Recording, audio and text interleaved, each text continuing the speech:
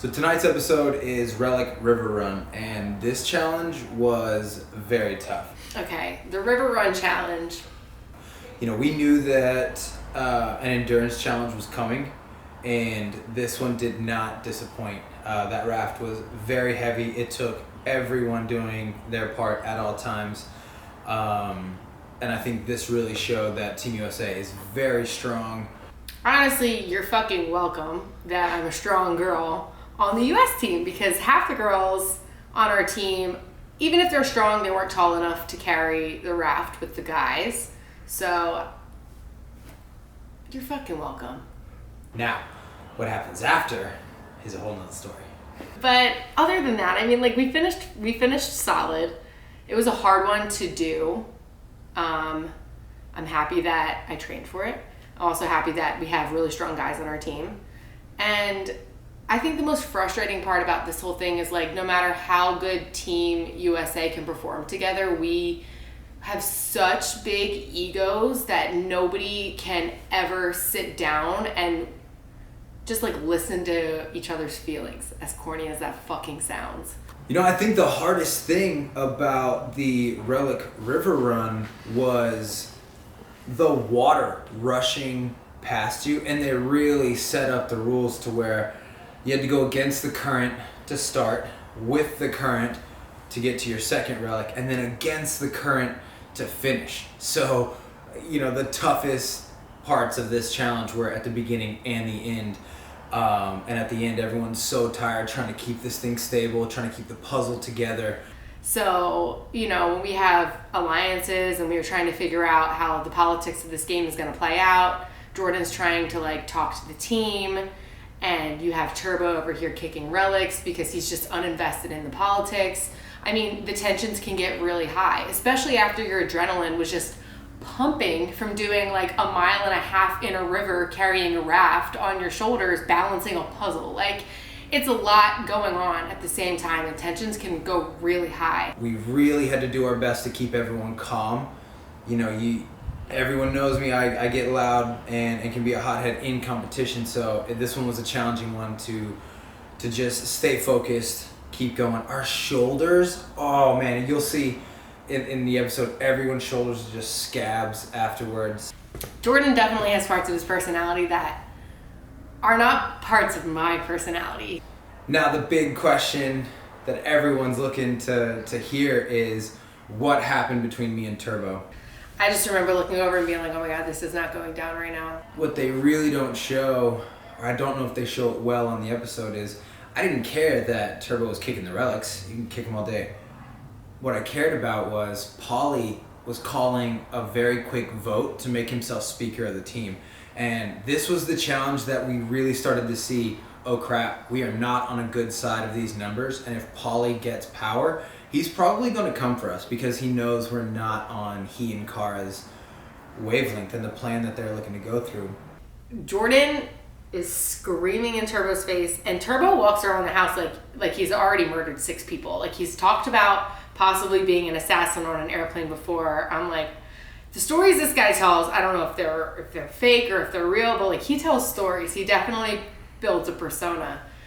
So Paulie calls for a very quick vote. There was maybe 8 of us around, and Turbo's over there kicking, and I'm like, yo, get over here. And finally, you know, I'm kind of freaking out because I'm like, I don't want to go in, and if Paulie gets this, he's probably going to put me in. So I come over there hot.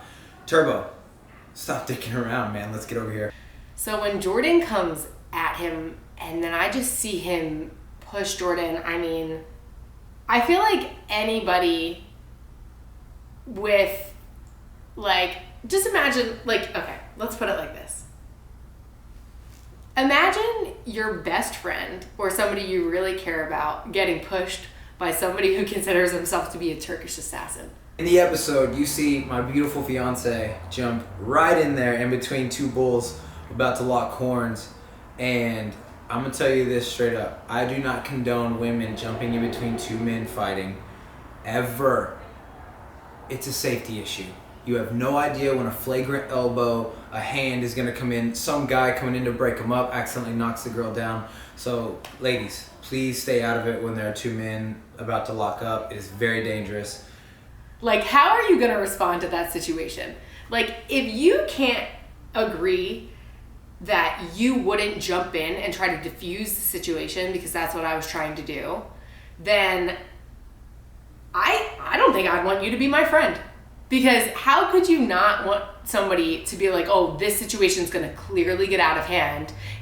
People are blowing up over relic pieces, over a challenge, and now they're putting hands on one another. It's like, this is not worth anything this isn't worth any physical altercation. So my mind was just like, get in there, get in the middle of it, and like split these guys apart. The other thing is, Turbo walked around, yeah, he was like really big and like cocky, but he always talked about how he had a lot of respect for women. He would never touch a woman. So in my mind, I'm like the last line of defense before this shit goes out into a crazy like blow up fight. I have to get myself in there. I have to look Turbo dead in the eyes, just like I'm doing right now, and be like, yo, do not fucking touch him. Like, stop. And that was just the last line of defense I had.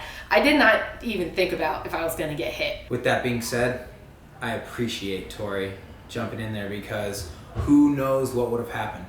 We all signed the same contract, and if Tori wouldn't have been there, say Turbo throws, say I get hit, you know I'm gonna throw back, because it's the principle of the damn thing. I'm man enough to take an ass whooping. I'm not sitting here saying I would have whooped him or he would have whooped me.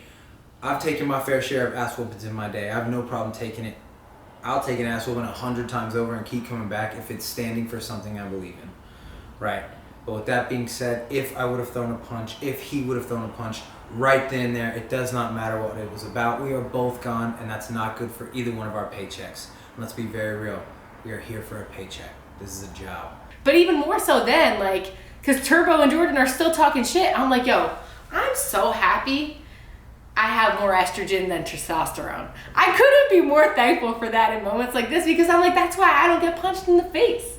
This is totally why I haven't been hit in the face yet. I just feel like the Turbo Jordan situation initially definitely got out of hand. And I mean, I was the one who solely had to kind of like talk to Turbo, convince Turbo to accept an apology from Jordan. I'm just totally playing this person that I'm like Jordan's PR agent at this point. I'm like trying to like mend all of just the relationships that he has with people in the house, because I'm like, this is completely and utterly going to affect us in the game. Shouldn't have been in his face, and as you guys see in the episode, I do apologize. I think that he definitely deserved the apology, and you know, I'm man enough to give it when I'm in the wrong. So we had to solve it, and so my mind was just immediately go to save the situation mode, try to talk to everybody, try to calm the situation down, listen to everybody's sides of the story, like, and also not completely put all blame on Turbo.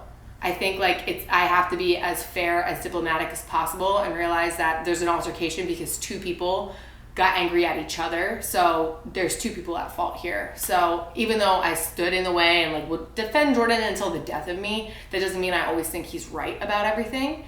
It just means that I'm going to support him through everything that I don't agree with. And I'm going to help him get to a better place in any situation he's involved in. And like, he would do the same for me. It's not like we're perfect. It's not like I'm saying I'm perfect. Like, we just have different situations like that where we have to help each other out. Mine usually involve me crying in a bathroom saying, I can't get up today, I'm emotional. And he's like, get the fuck up, Tori, like, be a boss, be stronger. I'm like, okay. So usually mine are on the opposite end of the spectrum. Like when Jordan gets angry, I get sad. And that's pretty much what we have to deal with on a day-to-day basis.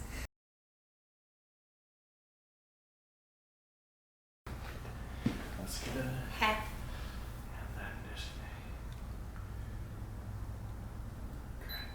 Oh. Okay. Oh. What? Goodbye. Where did it go? You're sleepy. I haven't seen change the power.